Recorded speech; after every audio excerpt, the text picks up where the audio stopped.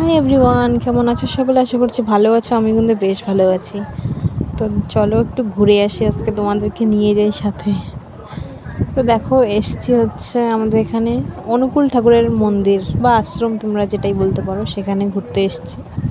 মা আসছে, আমি এসছি, একটা মামি, একটা বোন গেছে, আর মামির হচ্ছে ছেলে মেয়ে, আর হচ্ছে আমার মেয়ে গেছে। আমার ছেলেকে নিয়ে যাইনি, কারণ প্রচণ্ড রোদ। আর গেছিলাম হচ্ছে একটা কারণে,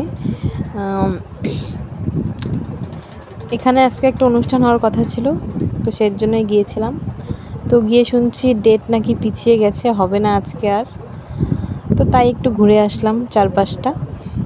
খুবই সুন্দর, খুবই শান্ত পরিবেশ, আর ভীষণ ঠান্ডা, প্রচুর গাছ আছে তো তাই।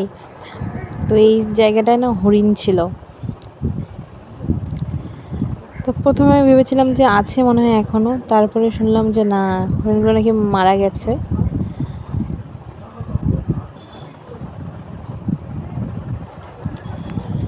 ভাবলাম যখন এসেই গেছি, অনুষ্ঠানটা হবে না, তো ভাবলাম একটু বসে যাই। আর এত ভালো লাগছিল ওখানে, আসতে আর ইচ্ছা করছিল না বাড়ি।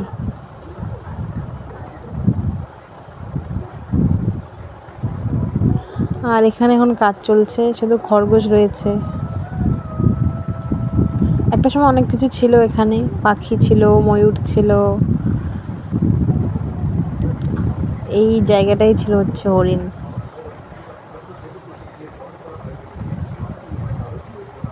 এই বোনটাও গেছিলো, এর কথা তো বলিনি। দেখো আমার মেয়ে, ও তো ভীষণ খুশি। এখন মনে হচ্ছে ছেলেকে আনলে ভালো হতো, ছেলেও ভীষণ আনন্দ করতো এখানে, কারণ এত সুন্দর জায়গাটা।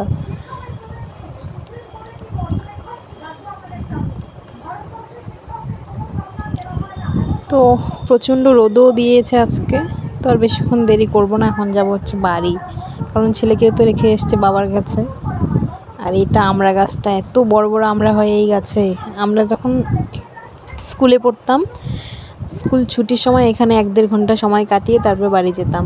এত ভালো লাগতো। আর শীতকালে এই জায়গাটায় প্রচুর ফুল লাগায়, বিভিন্ন ধরনের ফুল হয়, ভীষণ সুন্দর লাগে দেখতে।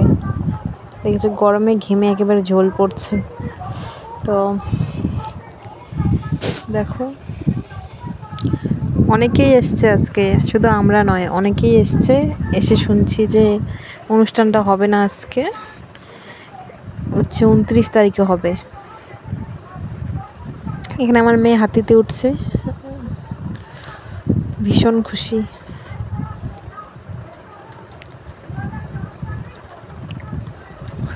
আর এটা হচ্ছে কাজ চলছে, সব কিছু বিল্ডিংগুলো নতুন করে ভেঙে আবার নতুন করে তৈরি হচ্ছে। তো দেখো, আর বেশি দেরি করিনি, প্রচণ্ড রোদ দিয়েছে। তো চলো এখন বাড়ি যাই।